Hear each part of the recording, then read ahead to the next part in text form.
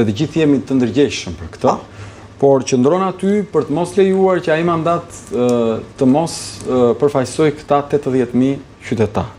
Për këtë arsye përfaqësimi nuk do të jetë i zakonshëm, do të jetë ndryshe.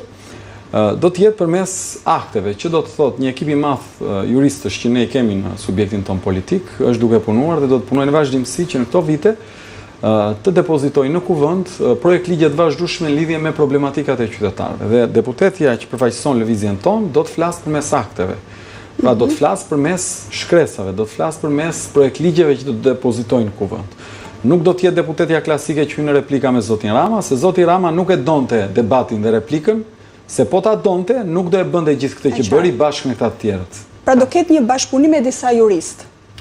Me zonjën jeni ekipi juaj, por si do të garantohet Adriatik që qëndrimet e saj e zonjës Dajko të mos devijojnë nga linja e Shqipëria bëhet, meqense zonja Dajko nuk ka patur asnjëherë përfaqësim politik. Pra ky bashkëpunim, ju thoni që në kokën tuaj e keni dizenjuar si do të jetë. Do jetë edhe në praktik i suksesshëm të paktën sikur se ju e mendoni? Ne këtë projekcion të punës kemi. Tani lufta me sistemin e nderuar nuk është një gjë e lehtë, se po që e lehtë e kishin bërë shumë të tjerë.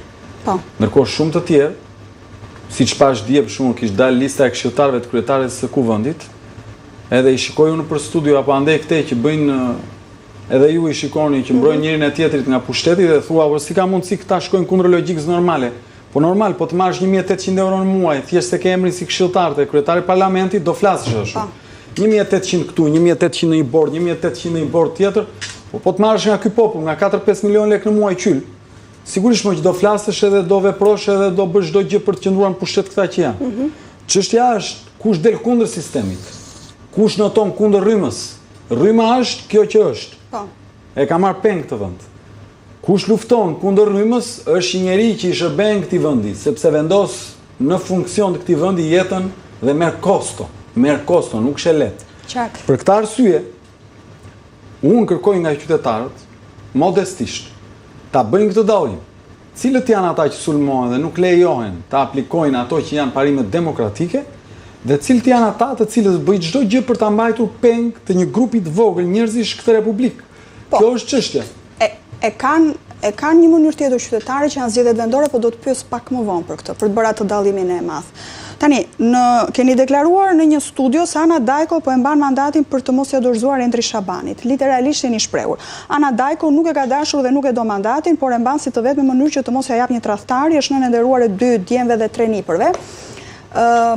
Endoqa e pash emocionin e saj. Tani, sa e drejtë e qëndrueshme është kjo qasje për një përfaqësim parlamentar, që unë të qëndroj këtu për të mos ia dhënë mandatin tradhtarit. Rastin konkret zotit Shabani. Të qartë.